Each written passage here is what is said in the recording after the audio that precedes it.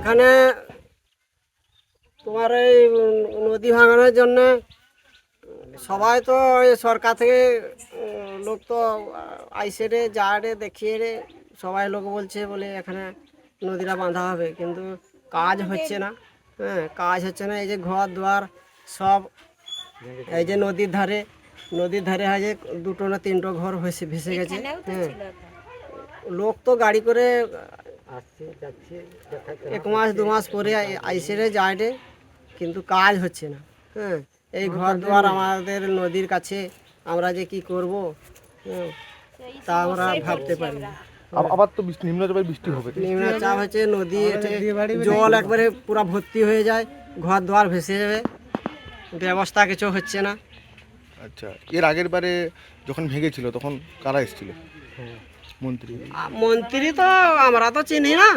হ্যাঁ, আমার তো চিনি নি, কিন্তু বাইরে থেকে তো লোক তো যাতায়াত করে রে। মানুষ ভূঁইয়া কি বলেছিলেন? বলবে কি বলে, হয়ে যাবে এখানে কাজ হয়ে যাবে। এই যে বালি বস্তা আর এই যে বললি, হ্যাঁ, কালো বস্তা দেওয়ার কথা, সাদা বস্তা দিয়ে কাজ হয়ে যাবে। এরকম কি কাজ হয়? সমস্যা এর আগের বছর তো মানসবাবু এসেছিলেন, উনি তো প্রতিশ্রুতি দিয়ে গেলেন যে এই বছর সদ্য বাঁধ হবে, কিন্তু আজ পর্যন্ত তো আমাদের এখানে কিছুই হয়নি। আর এখানে আমাদের সমস্যা হচ্ছে প্রায় 5-7 হাজার মানে লোকের বসবাস এই যে গ্রামে, কিন্তু তা সত্ত্বেও তো এই বাঁধ হচ্ছে না। এইটা নিয়ে তো বহু চিন্তিত আমরা। কতগুলো বাড়ি হয়ে গেছে? প্রায় যেখানে পড়ে গেছে প্রায় 10টা মতো বাড়ি, যেটা নদী গর্ভে চলে গেছে। হ্যাঁ। কতটা নদীর ক্ষয় হয়েছে? কত মিটার? প্রায় ধরুন যেটা হয়ে যাবে 500 ফুট। 500 ফুটের উপর হবে। আচ্ছা, আর বৃষ্টির জল তো বাড়ছে? বাড়ছে। এখন আমরা তো ভয়ে আছি, মানে কখন গ্রাম ভেসে যায়। মানে পার্মানেন্ট না বাঁধ হলে এই গ্রাম তো ভেসে যেতে পারে না, তাই জন্য আমরা বহু এতে আছি।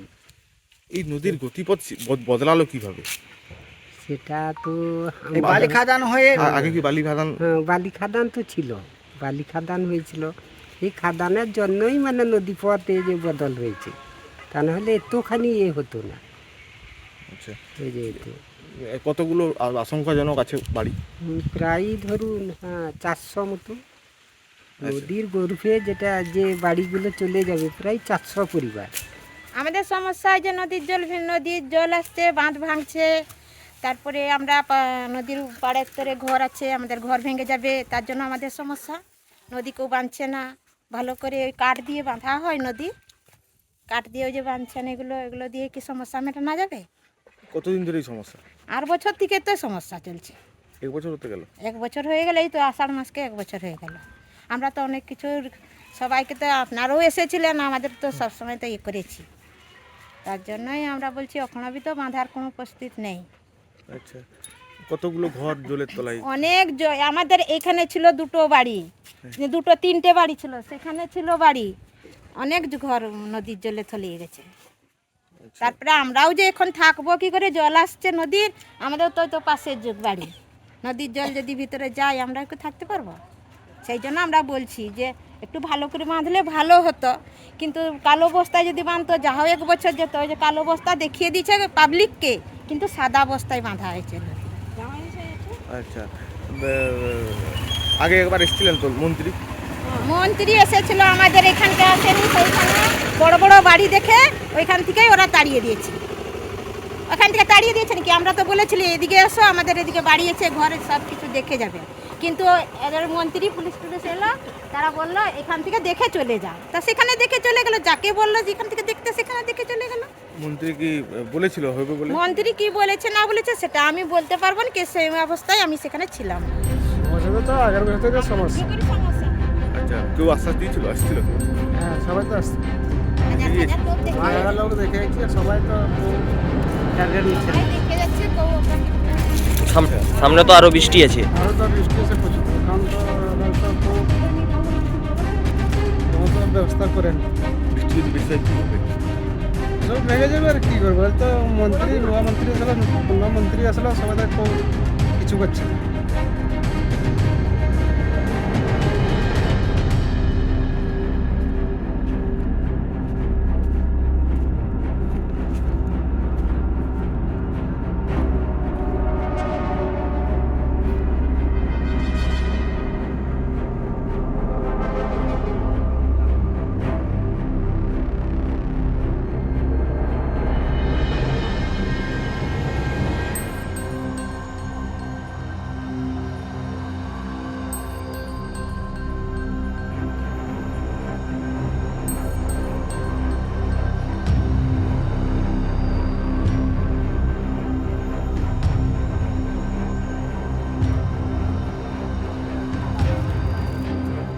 বর্ষার শুরুতেই নদী ভাঙন।